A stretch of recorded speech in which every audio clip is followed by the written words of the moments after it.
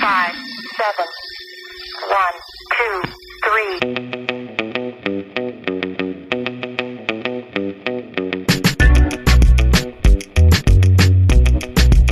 3. Hi, this is Pods and Ends, the junk drawer of pop culture and geek podcasts.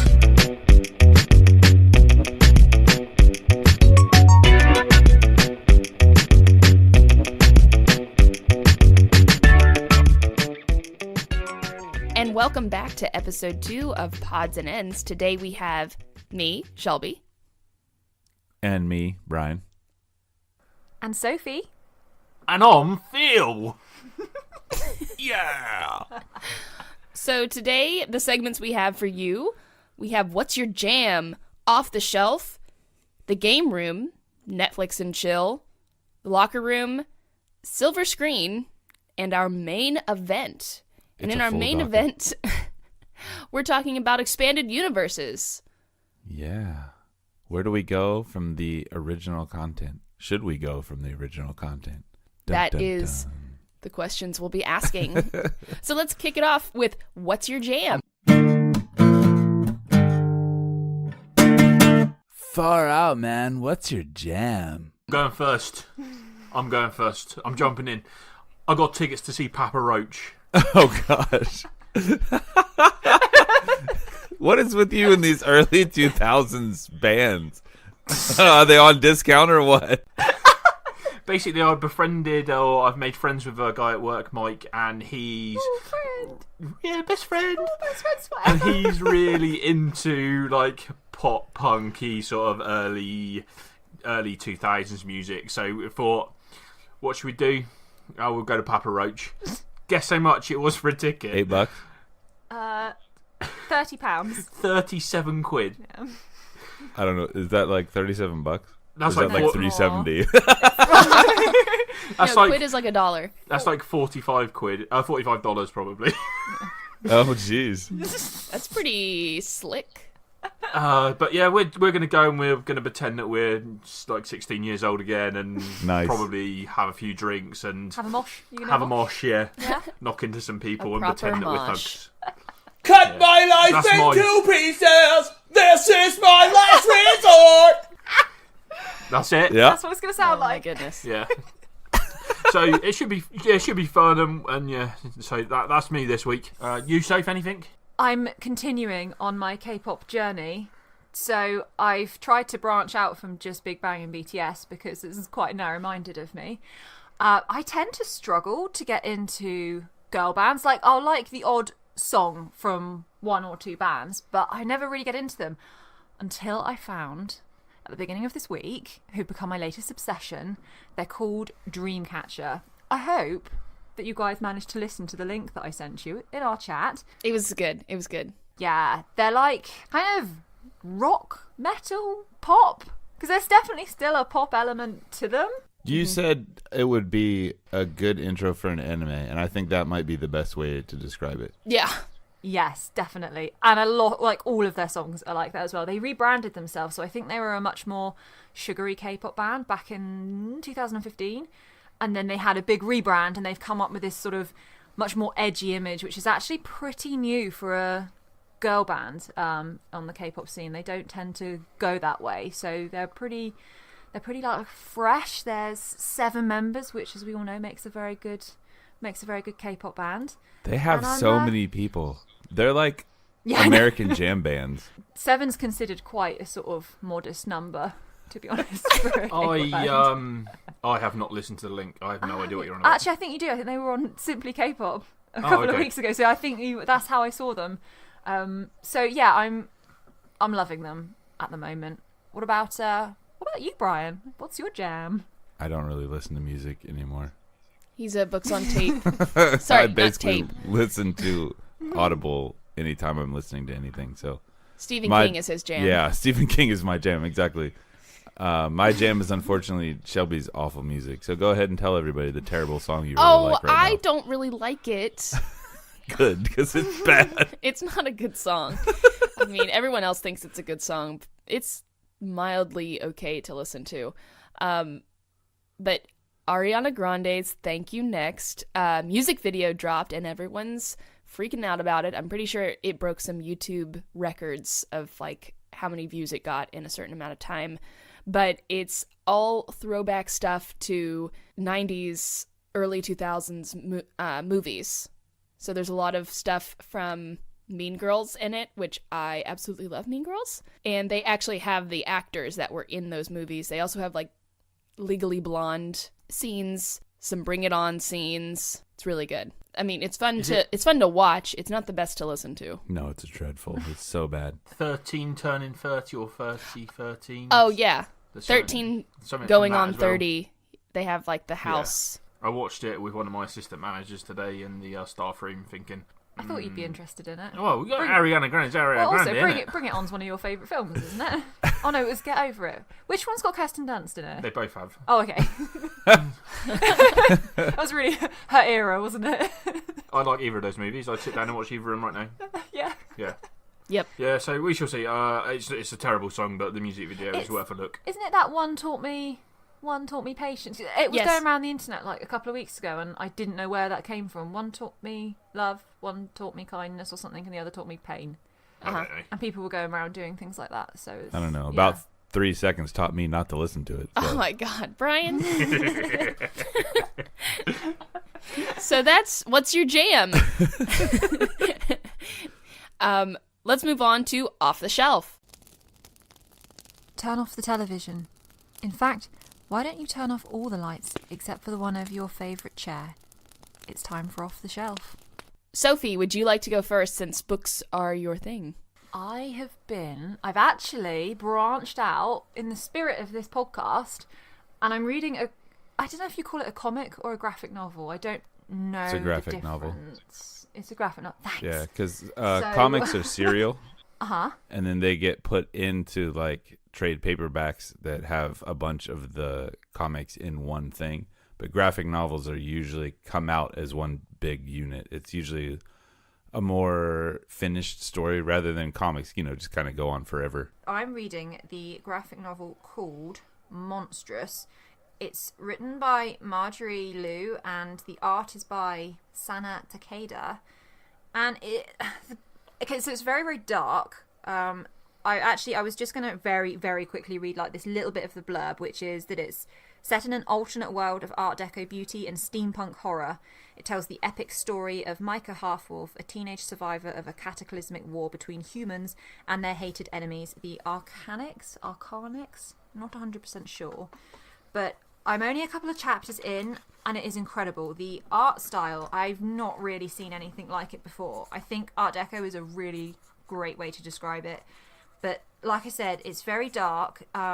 Possibly it might even be too dark for some people's tastes, but it's also set in a matriarchal society, and for anyone who knows me knows I'm all about the ladies, so I'm very excited for that. We've got some really cool complex female characters, nobody's sort of, even our main character's definitely not your clear-cut heroine. I think she might be a monster, and there are cats that talk. Mic drop. So Phil, what about you? I have read nothing this week. The only thing is memes on the internet. So that's about it, really. So yeah. Well, you caught up on True Beauty because I was going to bring up True Beauty. Oh yeah, True Beauty. So I probably shouldn't get into it, but as previously discussed, Webtoons, I've got obsessed with True Beauty, and I now want to become a Korean girl and go to high school and do my makeup and find a pretty boy who fancies me and makes me feel special. So that's me. So this week was episode... I'll jump in because this was my off the shelf as well. Episode 17 came out this week. And as soon as I finished it, I texted you guys. And I was like, oh my gosh. By the way, spoilers. He changed his hair for her. I know. Oh, I can't believe it. The message came through. It was about 6 a.m. our time. So I was like, my alarm was just going off. And I saw this episode 17 has dropped. And I was like, get on it. It was a lovely start to the day. Really is. So I'm glad you guys enjoyed it as much as I did. Brian, you started reading some new things. Yeah, I'm reading the Mortal Engines book that they're making into a movie. It's that Peter Jackson is making, and so far it's really good. I'm not very far into it, but it's a neat dystopian society where cities like are mobile and they go around eating up smaller towns. Oh. And then this one really cool, Like real life. yeah, exactly, kind of urban sprawl, yeah, but they're actually mobile instead of just sprawling. Yeah, it's got a cool female, I think, going to be protagonist, starts out as antagonist. You know, it's that kind of whole flip the script on you. The bad guys are actually the good guys because you were involved in the thing that was bad and you just didn't know it. That whole trope. But it's good. Is it coming out as a movie? Yeah, they're making, it's like I said, it's the guy who did Lord of the Rings and The Hobbit. Like He's making within the it. next 2 weeks sort of thing? I think it's, like December 14th or something wow. like that. Yeah, before Christmas. Yeah, Oh, I think so, okay. yeah. Yeah, I've seen a few trailers for it. It looks pretty good. Is it young adult or is it an adult? Yep. Young adult, cool. No, it's young adult. Yep. The two main protagonists right now, I think he's 15, the main male character you start with, and then the female character that you see a lot in the trailers is probably about the same age. So right in that young adult wheelhouse. So let's transition to the game room. You walk into the game room and immediately take 14 damage. Ooh, that's me again. That is you again. Yeah, so Artifact is a digital collectible card game. It's by Richard Garfield, the same guy that made Magic, and he's done Keyforge, which I'm also obsessed with. But this one is really interesting, and it's cool for people that, again, like we mentioned a couple episodes ago, don't have that group around them that they can play with. Sort of these physical card games, they can pop on Steam. I think it's like $20, $30, something like that for the game. It's pretty inexpensive. And you can play with people just lickety split. And when you get on, you get, I think it was 10 packs free. So you have plenty to make a couple different decks with. And a couple of people have been saying online, well, I guess it's more than a couple. A lot of people have been saying online that it's one of those play to win things. But that's literally how all collectible card games are. Like in the real physical world, like Destiny, for example, if you're chasing the meta and you really want to be good, you either open 1 million packs until you get what you want, or you go on an online retailer that sells singles and you buy the cards you want. I mean, That's just how. Yeah, I don't understand why people are so mad about it. It's because it's digital instead I of guess physical, I think. it's a different realm and people aren't used to the way it works. But yeah, that's Magic is the same way. Like if a new set comes out and there's 3 or 4 cards in there that can make a certain deck more powerful, everyone's going to get online and try to buy them. And, such is life. But you don't have to do that to play. Like I played last night with one of our friends and IRL. yeah, played online with a real friend. It's just mind blown. Yeah, we played 2 different games. We each played 2 different decks with the stuff we got for free, and it was fun. I highly recommend it. Is that an app or is that on Tops Simulator? It's on Steam. Valve makes it, the company that's related with Steam. But it is coming to Android and iOS next year. I don't know when. They just keep saying 2019. So I don't know how it's going to work on. I mean, I guess it'll work. It's a pretty involved game. It has a higher learning curve than like Keyforge, for example, which you can pick up in about, 10 minutes. But this one's a little more complex, especially since it has the deck building aspect to it. But yeah, it's coming to phone. So we'll be playing if you guys don't get it on Steam by that time. So moving on to Netflix and chill. Netflix and chill. And this is you. This is me. So we were browsing through Netflix, trying to find something to watch, and what was recommended, because we watched The Dragon Prince. Which is fantastic. Yeah, which is fantastic. Go watch it. Was Hilda. And it's a kid's show, but I would definitely recommend it if you are a fan of things like Gravity Falls or Adventure Time. It's a kind of a mix between the two of those, and it has some really great lessons. If you liked She-Ra, definitely watch this. Yeah, it's kind of a slower start, not as much straightforward action, but it's like so endearingly cute. I can't even. It's so get cute over and it. it's so thoughtful.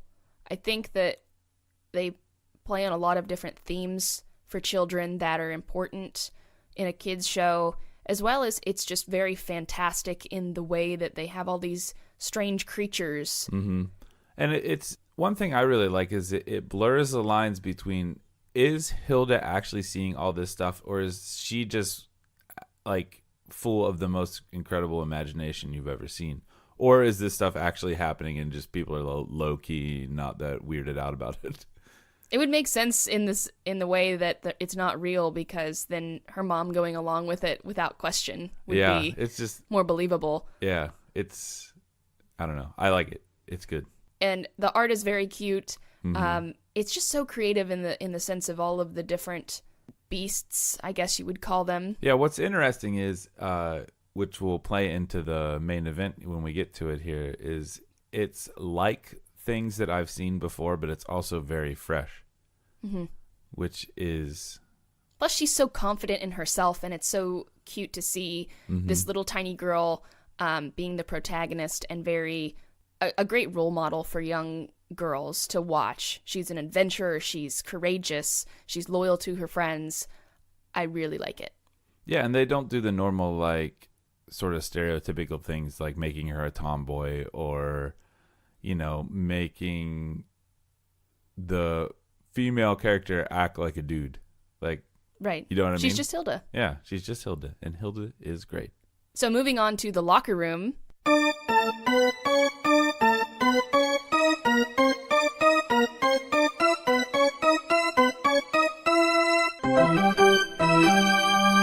Listen up, sports fans. It's time for the locker room. Philip. We now go live to Chad Chatterson. Well, hello there. I don't know what that was. Two major sporting events this week. Is it a large event? It's a big event. Tyson Fury versus Deontay Wilder in California at the Staples Center. It's for a title, which means that whoever wins will then fight AJ. Okay, now I do actually like AJ. Anthony Joshua. Yeah. Tyson Fury is known as the Gypsy King. He is from a family that descends 5 generations of bare knuckle boxers. Deontay Wilder was on a TV program, and there was like a mascot guy, and he was like, "Oh yeah, go on." And one of the presenters says, "Oh, punch him," and he just punched him like full on and knocked the guy out and like injured his face and put him in hospital and stuff. The mascot. Yeah. Oh, So yeah, it should be interesting. I would like Tyson Fury to win. Why? Because then he'll fight Anthony Joshua. Oh, yeah, but win. That is happening on the 1st of December. So by the time this is released, we'll know the result. That's major news.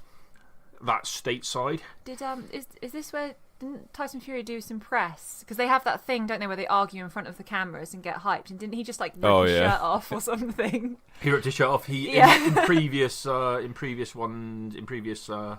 press conferences, he has dressed as Batman and run around. It was really awkward, wasn't it? It was a really cheap Batman outfit, and then he just had to sit there and do the rest of the interview with this very serious Russian opponent who just no-sold the whole thing. He's very Russian, very all about getting the job done. Yeah, and it was having none of it and was just like carried on, and then he just had to sit there awkwardly in a cheap kind of $10 Batman suit or something. Maybe cheaper than that one. But yeah, it's I'm kind of looking forward to it. I'm going to get up in the middle of the night and listen to it on the radio because I'm really excited. So yeah, that's one major boxing news. In other news, family pairs at bowls last night. Philip Lawrence and Christopher Lawrence, brothers, took on the grandson-grandfather combo of Alan Wilson and Tom Warner. The Lawrences prevailed 21-13. They are now in the next round. Away at Dolphin. Don't know who we're playing yet. That's all for today's locker room. Wet Dolphin? What? No, so Away at- away Away at Dolphin. at Dolphin. Dolphin is a Dolphin is a bowls club. I I heard wet wet dolphin, and I was like, I gotta know more about this. Most dolphins. Are This wet. game just got much more interesting. And that's all for the locker room. Yeah, that's it. So let's move on to the silver screen. All right, ladies and gentlemen, please take your seats for the silver screen. Sophie, I believe you have something for us. Yeah, we've watched quite a few films this week, but the one that's kind of most nerdy is Ghost in the Shell, which stars our lovely Scarlett Johansson as the main character. It's based off Let's be honest, it's the only reason I downloaded it to watch it. Yeah, it was probably a big reason why I watched it. But it was it had very mixed reviews when it came out. In fact, I think it got quite heavily slated when it came out. I can't quite remember because it's been around for a little while now, but it didn't. Yeah, it got poo-pooed a lot, and then a lot of people were upset about the casting and all that. Yes, good yes. stuff. I mean, that's the you can't get around things like that because this is based off of a manga and set in Tokyo, and then raises some very plausible questions as to why Scarlett Johansson has been cast. However, looking at the film like away from all of that, I thought visually it was a really, really beautiful film. It was stunning to look at. We said it's because it's a very futuristic Tokyo, and they had like 3D advertising, didn't they? So you had these 3D figures kind of moving between the buildings, and they were huge, and there's like all massive billboards. And we did say, didn't we, having come back from Seoul, we could definitely see that being a future that's very, very plausible.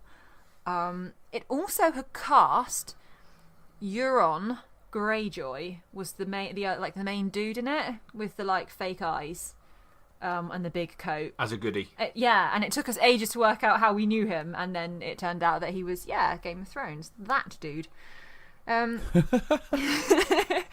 But yeah, it's an interesting story. It's definitely made me want to look into the manga because I thought there were some very interesting questions about humanity and what actually makes us human, because it's set in this society where the very normal thing is to just replace limbs or get better eyes or get a better face, and the main character herself has actually been a successful brain transplant into a robot body, so the whole body is a robot, and you start looking at the concept of her soul and whether that came across, hence the Ghost in the Shell. And Exactly. Yes. Yeah. It's so on the nose, but it's still well done. Yeah, and I would have to give a bit of kudos to Scarlett in the way that I actually like her as an actress when she gets stuck into things, and she moves like someone who's not in her own body. It's the only way I can describe it. She almost walked like a man, and it was quite subtle, but it was quite clever. I thought she did a good job at that. I was convinced that she was just a brain in a robot body. Brain in a jar. Yeah. Like K2SO with his really long arms, she appeared to do that a little bit. Where she had slightly longer arms than when what she was should walking, have had, and it was good. It was good. But obviously, then as soon as she started fighting and what it was designed for, then her movements became much more slick. So she did a good job. I thought it was okay, basically. Yeah, I will remember. I've watched. There's a lot of anime. I'm sure there's a lot of manga as well. That's usually the way it works. But I've watched, I think, Standalone Complex in part of another series, and it's always very interesting because they have, the human-like androids, and then they have these other ones that look like tanks. But yes. I don't know. It's all very interesting. Yeah, they all had to ask the question of each other, didn't they? Of like, are you human? What are you? And you just exactly. Can you imagine having that as a conversation with someone? Like, are you actually human? And then they'd be like, oh, they no. kind of like touch each other's skin to see what how it felt. Yeah, to try. It was interesting. Yeah, it was. It was good, interesting concepts going on there. Awesome. Definitely something we need to watch. Yeah, or at least the anime. Yeah. So now let's go on to our main event. Ladies and gentlemen, boys and girls, this is your main event. So what are we talking about today, Sophie? We are talking about expanding universes. This is something that's been on our minds. Probably it was in the build-up to Crimes of Grindelwald. The four of us have talked extensively, and having come from a Star Wars fandom background, of this concept of we don't seem to just have a movie or a trilogy these days and then that just be it and it's put to bed and it's remembered fondly in years to come. We tend to we now have Raise it from the dead. yes, Let its and then zombie body flog go it. through 6 more movies. Yeah. But for what? Yeah, we tend to have these movie franchises or TV series that then spawn more TV series and a butterfly effect, if you will, of expanded content and books and comics and spin-offs. So we wanted to talk about that. We've got 4 main fandoms that are actually probably the backbone to a lot of our fandoms. Of ones Yeah, that I would say that's probably accurate. Yeah. The kind of 4 that instantly spring to mind when you think of expanding universes and extra content being produced and flogged, maybe as the case may be, if we discuss. So they are Star Wars, Harry Potter, Tolkien, so the Lord of the Rings universe, and Game of Thrones, of course. Middle Earth. Middle Earth, exactly. So, shall we start? Is that Harry Potter? No, that was Game of Thrones. It's That's either racing. way. It's all the same. Yeah. It's mostly John Williams a lot of the time. Okay, so- I'm going to start. Oh, go for it. Which topic are you starting? No, I'm just going to straight out there. Yeah, I think they're unnecessary, yeah. and I think they ruined every the bit of it. original. But everything. So Well, Rogue One let's- and ruined Star Wars. Because it's under that umbrella. Okay, let's not start there. Let's go Tolkien. The Hobbit didn't live up to Lord of the Rings. Yes. A lot of people Harry would say Potter, that. at the moment, I don't think Fantastic Beasts has lived up to the rest. Cursed Child, is just not even canon. Game of Thrones is near on perfect in my eyes. Why would you want to change that? Yeah. Let's just have it as it is, leave it there, and appreciate it. Let's not try and manipulate something that doesn't need to be done. Star Wars, fine. Solo is good, Rogue One was good. Was Clone Wars good? Was Rebels? Yeah, you like Clone Wars, didn't you? Anyway, so that's the end of the episode, guys. Phil's wrapped that up tight. Yeah. All right, There you go. and that's our show. I'm looking for a counter argument of someone to convince me why I'm wrong. Okay, well, why don't we start with Star Wars? I think in terms of building on the universe, because obviously the original universe, this world George Lucas created, the original trilogy, and he then comes along with the prequels, which I would argue were very necessary. We got to get under the mask, so to speak, of Darth Vader. And I think... We got under the mask in the last one. What, in When he took Return it of the Jedi? Yeah. Take oh, off my and mask, I'm Luke. talking in a metaphorical sense! Oh, okay. I thought this was Pods and Ends. I didn't realise this was some sort of deep... It is deep. We're insightful. I'm saying, and then I'm going to hand this over to the other side of the Atlantic so that we can stop bickering. I think he created a very large sandpit, and I say when you have such a large sandpit, why not play in it a bit? There's so much there to do. Now, we could argue that perhaps the focus is being too narrow, and that might be the problem. But Yes. I would argue, yeah, if you've got this big sandpit, go ahead, play in it. Give us some Old Republic content. Sophie out. Really? Well, I'm actually going to throw a different universe into the mix. Mm-hmm. I think Jurassic Park and World and all that stuff was completely unnecessary because it doesn't have a big enough sandbox to play in. Yeah. Well, and the thing with that is that it's honestly a soft reboot Yeah. because Jurassic World is just Jurassic Park in a different place. Mm-hmm. So, and I mean, some people could say that and not be 100% wrong about The Force Awakens.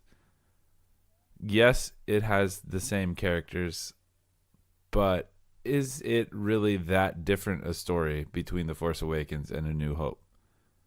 If you scrape away a lot of the details, it's But that's what makes it like okay to do as a new story. I think that's the whole point. Is that Well, then how's that different than what I think it's Jurassic different. World did? I think it's different because it the wasn't galaxy executed is, as well. well, what I'm trying to say is the galaxy is a huge place and there's a lot of different intricate details.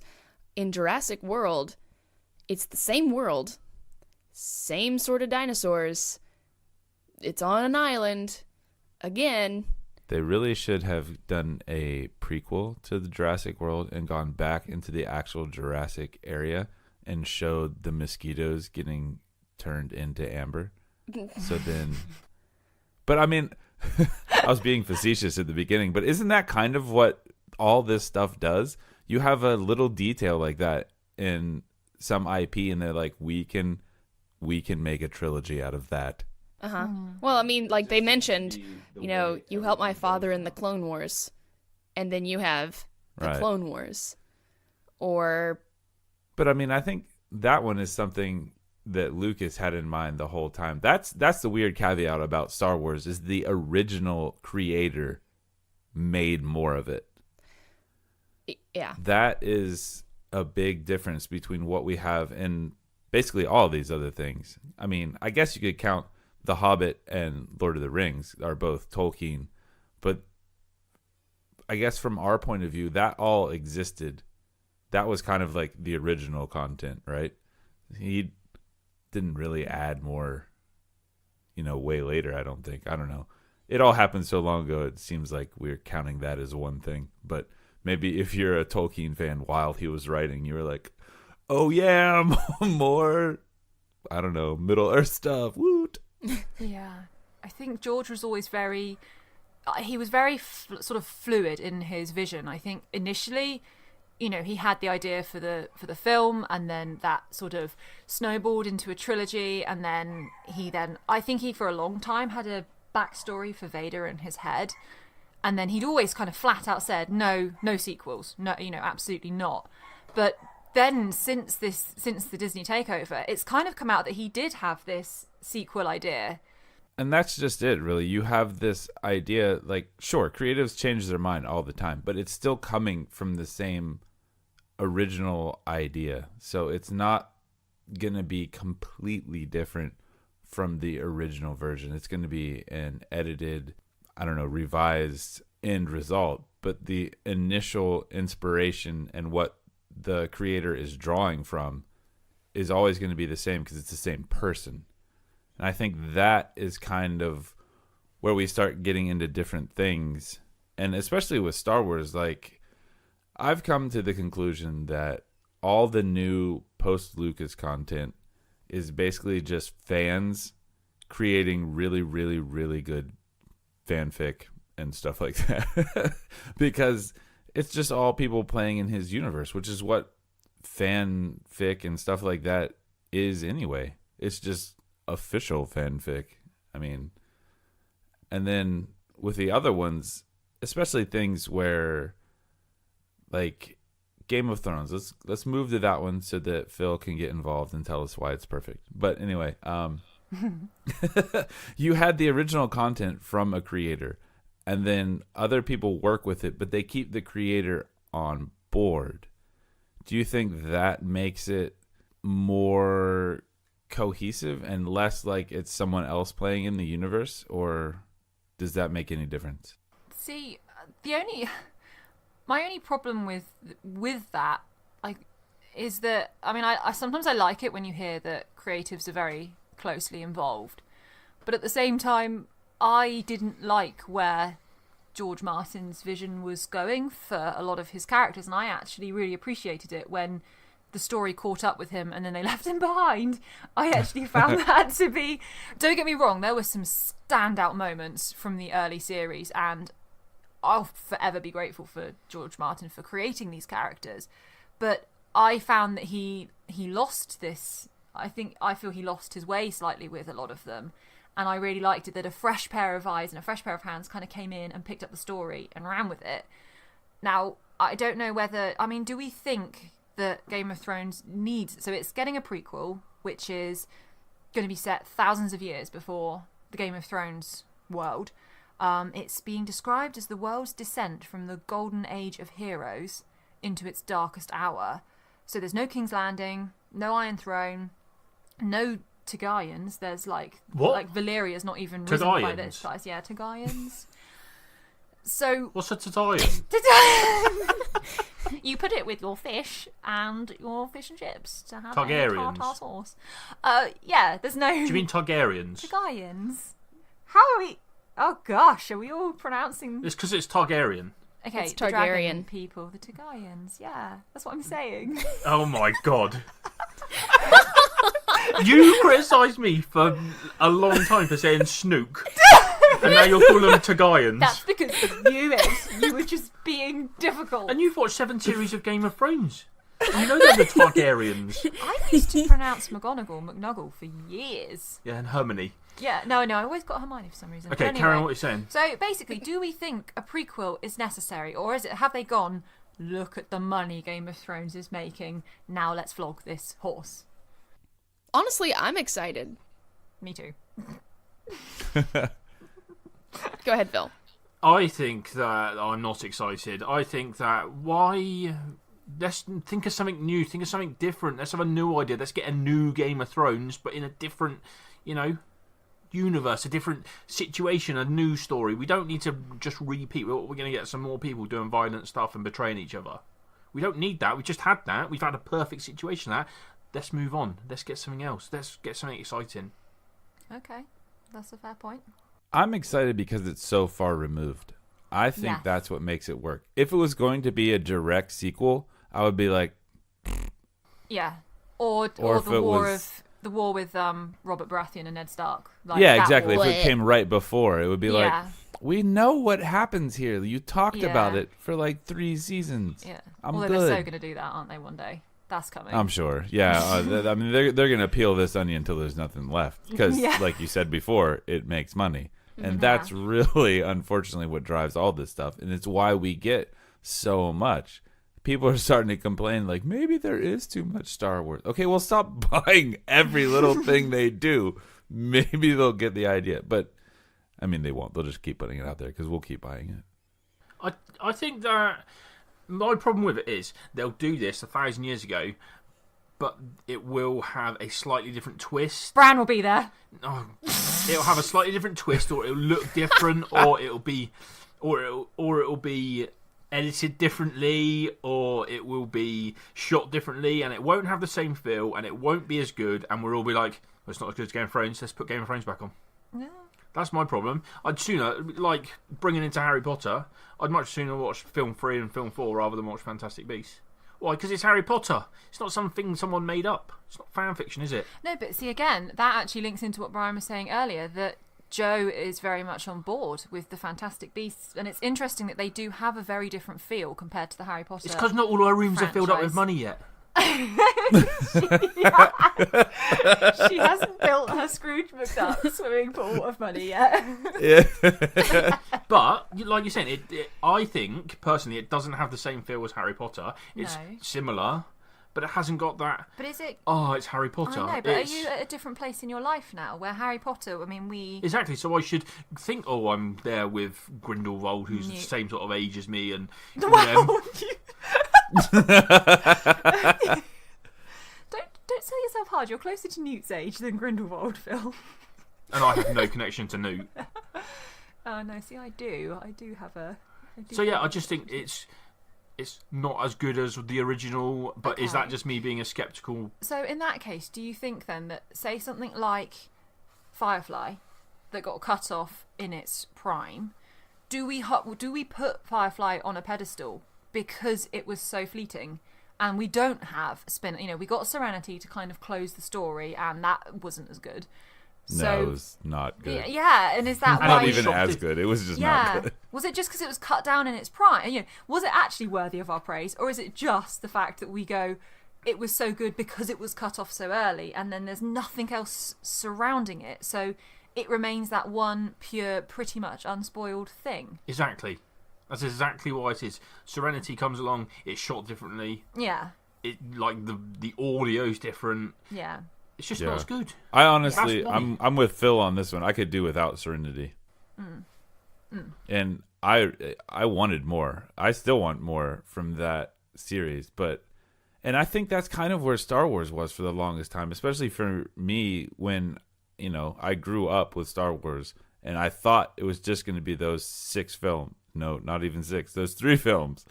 And like, I was fine with that. And there were some books, and I didn't really dabble into that until I got much older, but nothing about not having more made me less of a fan. It's not like I forgot about it.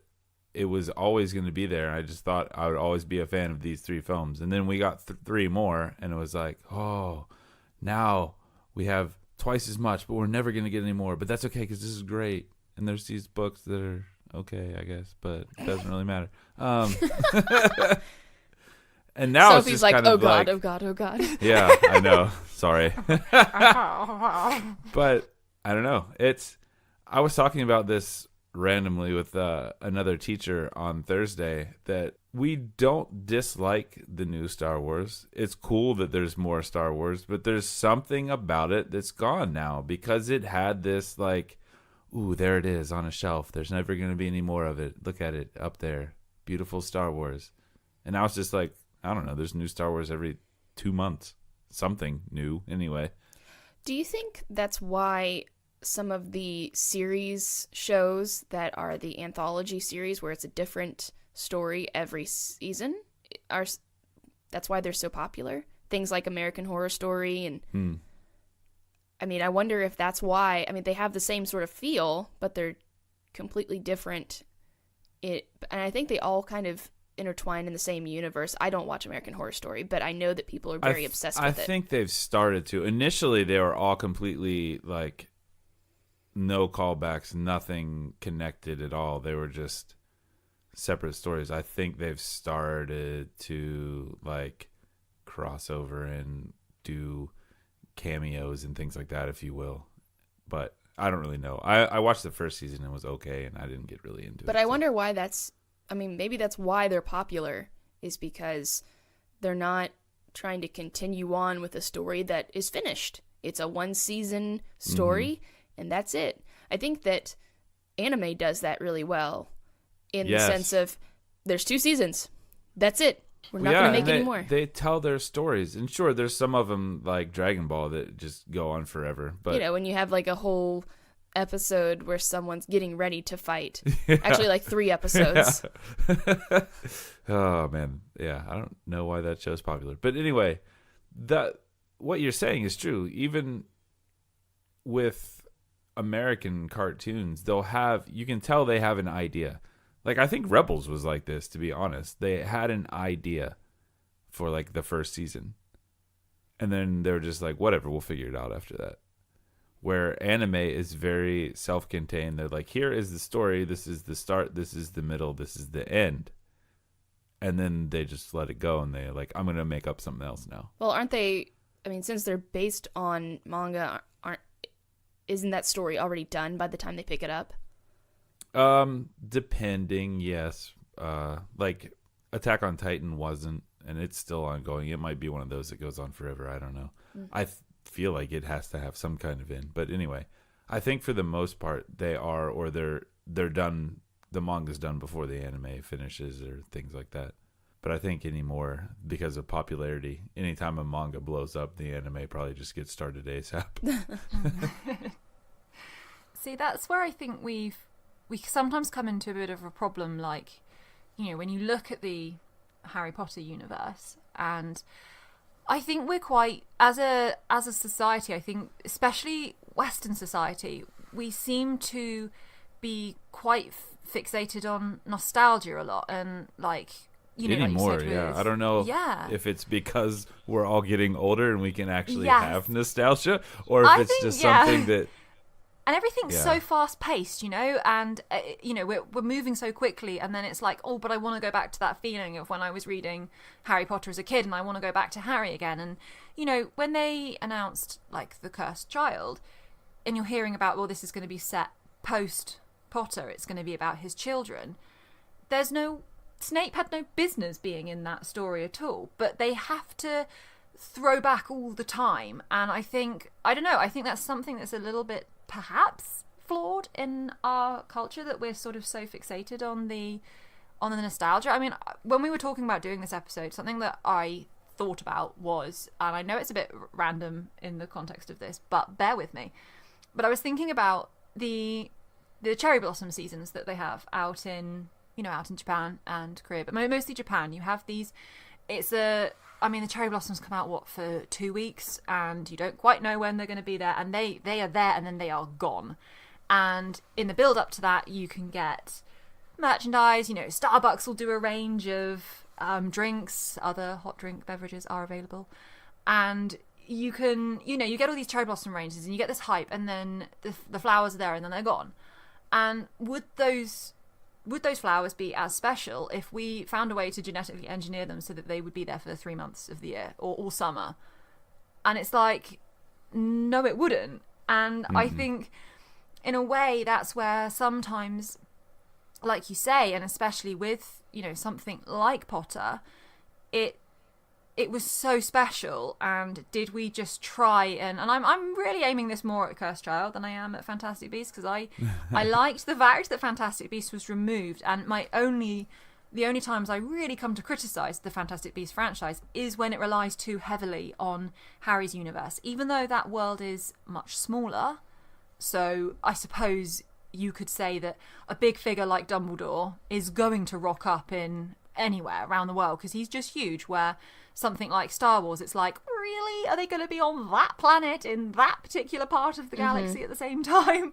So it's just kind of getting that balance. I don't mind the odd nod to the past when it's done well, but sometimes I think when we just end up lacing cameos in everything, it then becomes just too much for me. I think it's laziness. I think that people... it's lazy storytelling. I think it's, lazy storytelling. I think that they're just making us watch what they want us to watch, making money out of us, so we don't use our own imaginations to think, oh, wow, this has happened.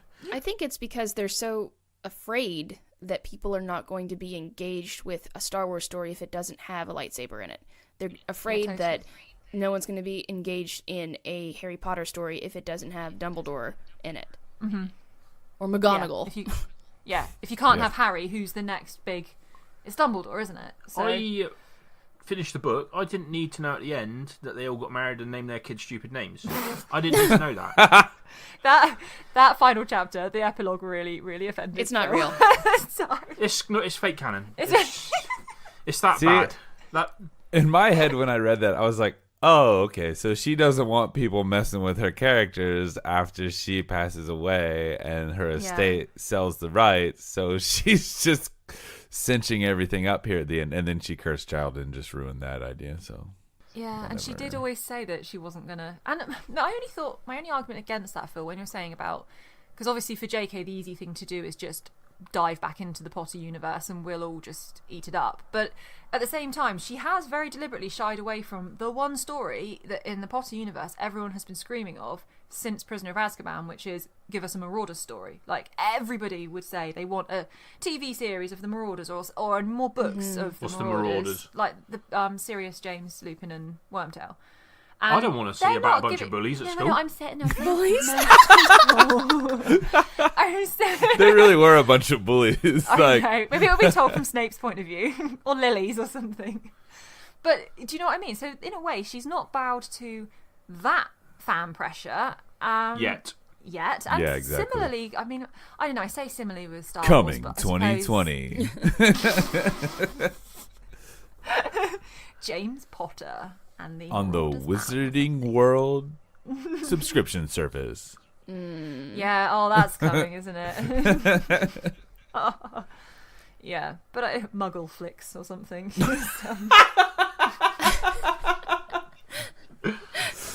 Oh my gosh. Go trademark that right now. Yeah. So, we haven't really talked much about Lord of the Rings. No, so... Their expanded universe is what? The Hobbit being made into a trilogy. The Silmarillion is Tolkien's spin-off. As far as the films go, but what we really were going to focus on, kind of like Game of Thrones, Amazon spent all this money and they have this huge budget set up to make a series. But so far we don't even know what it's going to be about. It's going to be a prequel series. Yeah. But what I'm does that mean? hearing. Young Well, Aragon. yeah, I'm hearing young Yeah, Aragon that's floating the- around. You're calling him Aragon, not Aragon, or something like Oh, that. that's so rude. Okay. Tolkien's pronunciations are hard. All right. That's true. Aragon. Aragorn, son of Arathorn, heir to the throne of Gondor. You owe him your allegiance. See what I did there? You bow to no one. Oh, don't! I just can't with that scene. Why did you do that? Oh, I sobbed. I have yet to get through Return of the King without crying. I didn't like it. I've not. Because I don't think they would have been above head height. They were all knelt down. It would just been a bunch of level people, wouldn't it? Fellowship is the best. Period. No, my favorite Lord of the Agreed. Rings movie is the one I'm watching. Which one's that? Oh, The- sorry. the- At that moment. It doesn't matter.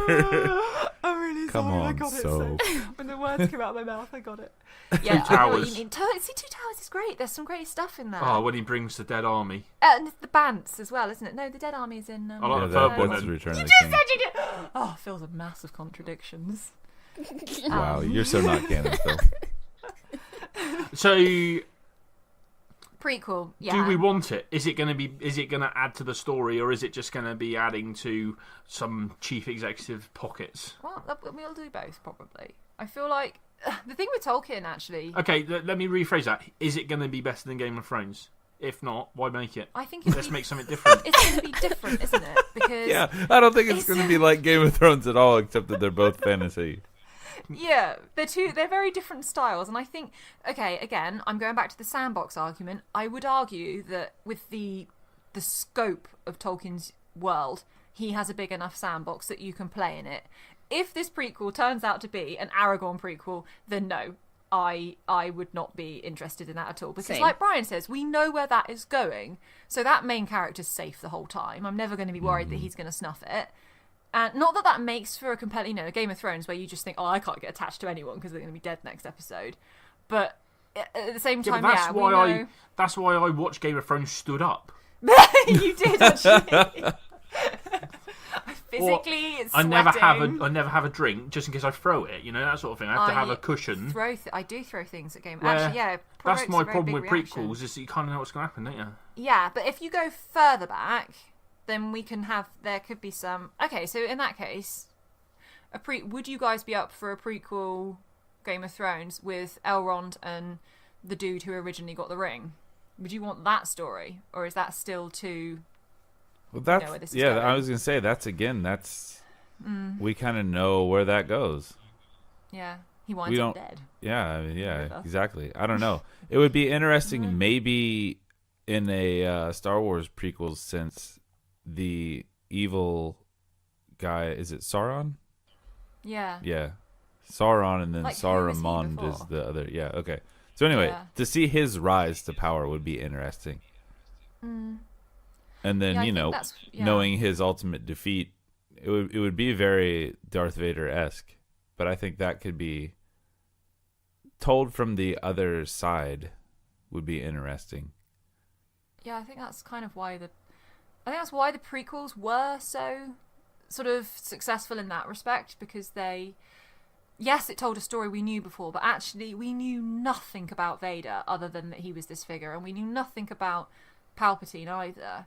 So I suppose to see that, and also I think George did the very clever thing of presenting Anakin to us as a sweet and innocent boy in that very first episode, and we were like, "Oh, what goes wrong?" And you then get to see just how spectacularly wrong that goes, and then you kind of see like Sheev on the side. Honestly, it's such a satisfying name to say, isn't it? Sheev. Sheev.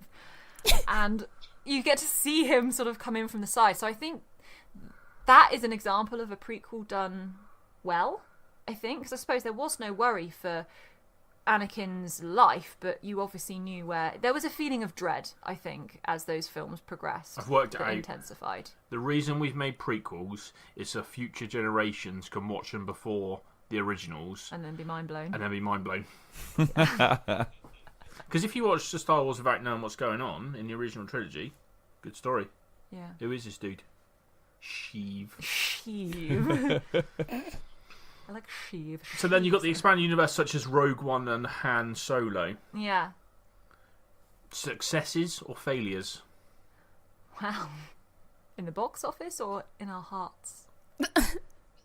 To me, the standalones are more successful than I'm more Same. interested in those than the sequels. Like, the further removed I am from 7 and 8, the less interested I am in the story.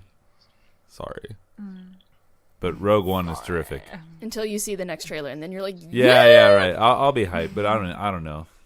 I'm just Do kind of you not think whatever. that Rogue One is massively intertwined with the original Well, trilogy? that's the thing. Yes. And Oh, it did absolutely. lean on nostalgia a lot. So are It's we all so contradicting close. ourselves here? I know. How? I think it's just, it comes down to, did you do it well? Did you Yeah, tell a good story? Yeah, because they could have made Rogue One and it could have been terrible.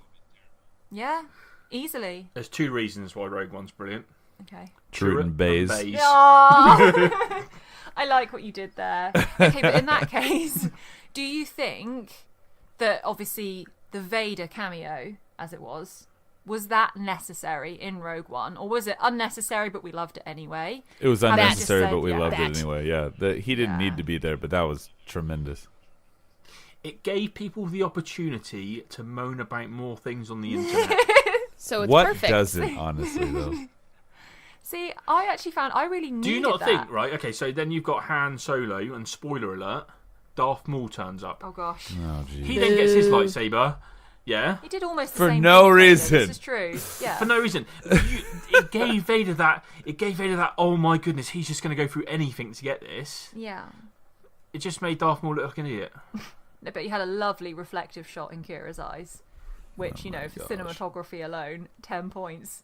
He shouldn't- That's the only he shouldn't thing you need to get points intimidate her for. with a lightsaber. He should just intimidate her by being a man. Dude's got no legs, okay? He's got to work hard for his intimidation factor. He's got to work hard.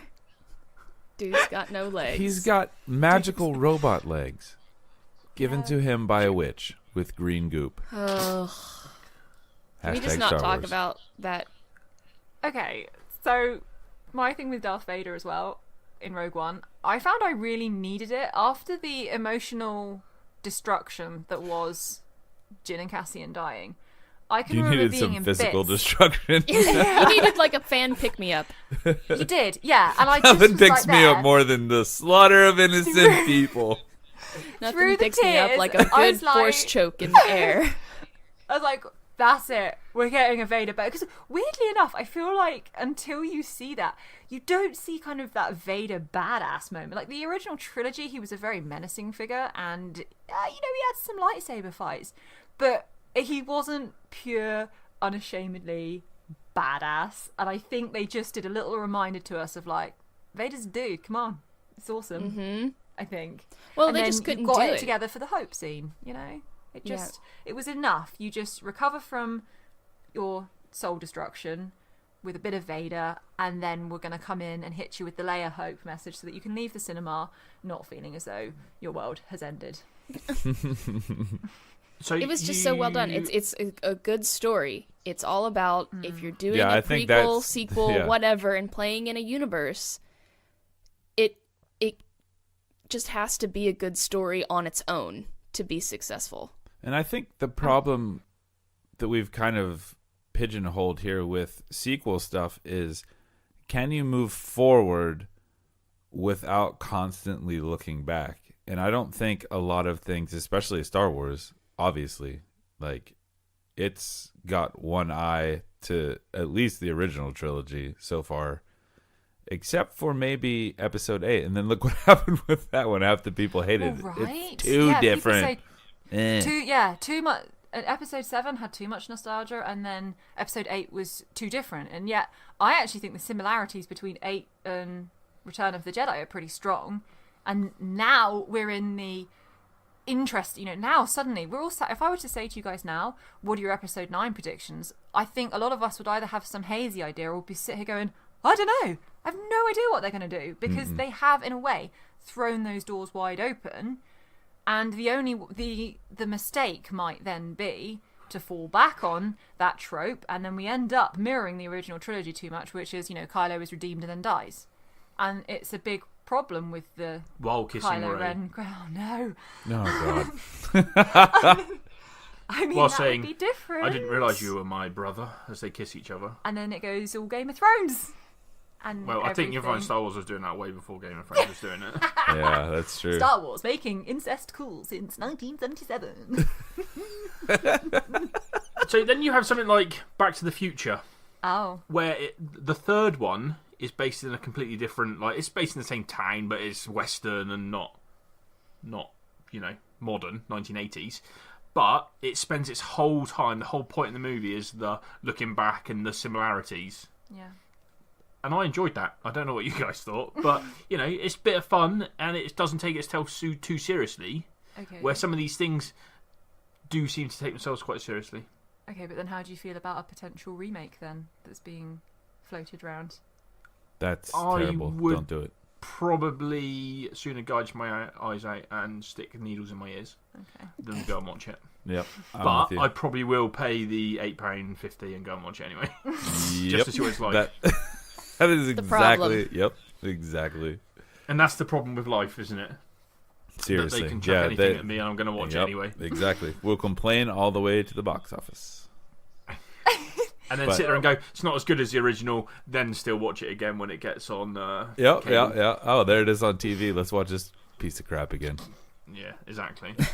So, Well, Yeah, and it's an interesting point you make though, because the old way of doing things was you just had you made a movie, and if it did well, you made another movie, and if that one did well, you made another movie. It was just kind of like everything was sequels, and then now we have we have universes and expanded content. We have different movies and TV series, and we have books and we have comics. It's just so much is out there, which it's I kind mean, of like, I think Avatar is an example of oh, that's they made waste. they made a movie. I didn't understand it, I'm going to say that, or understand what it was. But now they're going to make a second one because they want more money. They're making like They what don't- 4 more? yeah. Yeah, they don't need Allegedly. to. No, It's not they didn't need to make necessary. the first one. That story's been told before. It was really pretty, and the technology was It great. was- but the story it was was really pretty. doo doo, I still liked it. and the aliens had sex with their horse things, with their tail Oh yeah, no, that was hair that was weirdness. strange. Okay, so at the moment, I'm just looking at the top 10 highest box office movies ever. Okay. So you've got Avatar 1, they're making another one. Titanic. Well, You can't have a sequel to that, can you? No. Not really, but it kind of was a sequel. Because it was the story of the old woman looking down, so it's a bit weird. Star Wars, Jurassic Park, Avengers, Furious 7, Avengers. Hang on, which Star Wars though? The Force Awakens. Force Awakens, yeah. So that's your top 10 highest box office like ever. I know money's inflated, etc. So it's a bit of a weird list, but you've not got one-off movies. You've not got your Shawshank Redemptions, have you? You haven't got those sort of movies. good. Your Goodfellas that are just single-off movies that are great movies that are left by themselves. I'll watch that movie. Oh no, I need to know what happens later. Yeah. What did they do in the beach? Did they end up becoming boyfriend and boyfriend on that beach? I kind of- How successful was their boating business? I don't need to know that, do I? I sort of think, in a way, a little bit of this is Harry Potter's fault, in the sense that she was one of those authors that did have the answer to those questions. I've never had it with a franchise until Harry Potter, and Harry Potter changed the way I consume things now, because I, for some reason, cared about every single detail of that universe, and I wanted to know what Harry's grandparents' names were, and J.K. Rowling generally had an answer. She'd go, oh yeah, their names were this and this, because No, well, I think so she much made that thought. stuff up like off the cuff and then completely forgot it an hour later. So some of these Yeah. questions she's had like at least 2 different answers for. So I don't know if we're just Is it's this that. okay? I'm going to put this. We're getting deep now, but is this because of the internet? Yes. Well, Yes. What? Because we can ask them. 1,000,000%. Yeah, Because it's 1,000,000% the she internet. tweeted one thing. Okay, that's forever on the internet. And it's canon because it came from the author. And you Exactly. have Wikipedias and you have all of these like fan created catalogs of all the information. And Pottermore. Well, yeah, and and- we can get fan stuff out easier and more people can view it. So things like Twilight would never have been made without it, would it? Because that was just No. basically fan fiction. No, so It was. Cliche. Yeah. Oh well, I would argue Twilight was fan fiction of Anne Rice. Just Yeah, exactly. And then you got Worse. 50 Shades of Grey on top of that. Is basically some woman who... well, it was fan fiction of. It absolutely Twilight. was Twilight, fan yeah. fiction. It was a fan Yeah. fiction of Twilight that was kind of Yeah. sexy, and then it became its own thing. Twilight is not as good as fan fiction. Oh, stop. Hey, listen, I'm sorry. I read the first 4 or 5 pages of that book, and then I wanted to throw it out the window and shoot at it like it was Skeet or something. I don't know. It's terrible. It's not well written, and that character is so bland. Very, very passionate. But anyway, I'm just mad because she's I got a agree lot with of you, money. Phil, and I agree with you, Sophie. It's that Harry Potter kind of changed a lot of it, and so did the internet. And being The able internet to did. access That's really what did it. all of these little tidbits of information. And if you wanted to know something, you could just look it up. Well, and you could have compare people it and that are fine-tooth combing everything, and as soon as something new comes out, they're like, okay, these are the 17 reasons why this doesn't fit into your actual story. Mm-hmm. You know, on page 7, line 17, you said she, but then 3 years later, you accidentally said they. So now, what is this character? I don't even know anymore. yeah. But it's, I mean, you know, that was a dumb example because I came up with it off the top of my head. But the point is that there's all this, the data is everywhere, and there's people overlooking at it. Where when I was young and I liked Star Wars, I had to talk to my brother about Star Wars because I didn't have access to 50 million people on the internet that also love Star Wars. And then when I went to school, there were 7 or 8 other kids, and we were like, isn't Luke Skywalker cool? And they're like, yeah, let's all pretend we're Luke Skywalker at the same time and go fight Darth Vader, who is the tree, and we'll hit him with sticks, which are lightsabers. Simpler times. Simpler times. That- And now you put on your VR goggles. Yeah, exactly. You You can't could be really Luke fight Skywalker. Vader. There's only one. It's uncanon. We cannot play pretend that's not canon. Yeah. Exactly, because on PlayStation, when you're playing Battlefront, only one person can be Luke at one time. I wouldn't know because I never get that far. I'm just They stuck don't with have regular Luke and Stormtrooper. Nega Luke. Yeah. Yeah, they should do that, like the old version where you could play the same character, they just made him a weird color. Yeah, that would be neat. They should do that. I mean, a lot of video That would games be used to Like do Super that. Smash Fantastic. Brothers. I always liked when I played Street Fighter because Yes. the Blanca, instead of being green, was blue, and my favorite color is blue. So I'm like, yeah, what up? Blue Blanca. I always used to play as Blue Pikachu on Super Smash Brothers because he had a little pair of blue goggles on the top of his head, and it was And if you were green Pikachu, then you have a green baseball cap, and it didn't look as good. I always used to like the goggles. Right So- on. So, to wrap Yeah. things up, Oh, do we have to? we're a little bit out of time. So, I think that we all agree that expanded universes can be a hit or miss, and it really depends on the execution.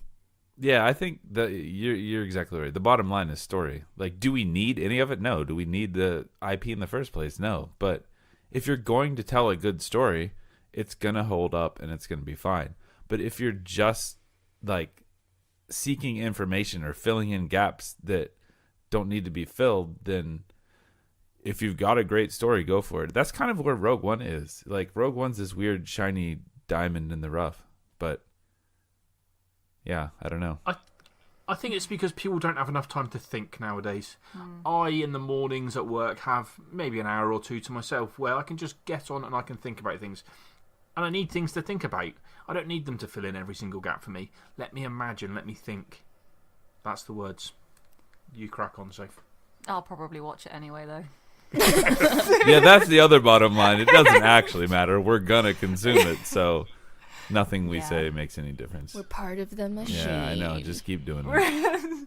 We'll be in the like those Matrix moving together. cities and mortal engines and just suck up other stuff. So let us know what you all think of different expanding universes. What do you like? What do you not like? What do you think makes a good one? You can let us know on Twitter at PNE_pod. You can also hit us up on Instagram with the same handle. And email us at contact@podsandends.com. So by the time this episode comes out, most likely we should be on Podbean, Apple Podcasts. We were already on Spotify. Yeah, we're already on Podbean. Apple's really the only one we're waiting on right now. And then it should automatically populate to all the other podcatchers from there. So when you can, Oh, and please the feel. YouTubes. Oh, We're on the YouTube. Yes, we're on YouTube. So when you can, please give us Them a kids and their review. YouTubes. Please give us a review. It helps other people find the pod, and we love to interact with people online. Yeah. So that's it. Just one thing before we go. How do you find Will Smith in the snow? Oh gosh, I don't know how. Look for the fresh prints. Oh my god!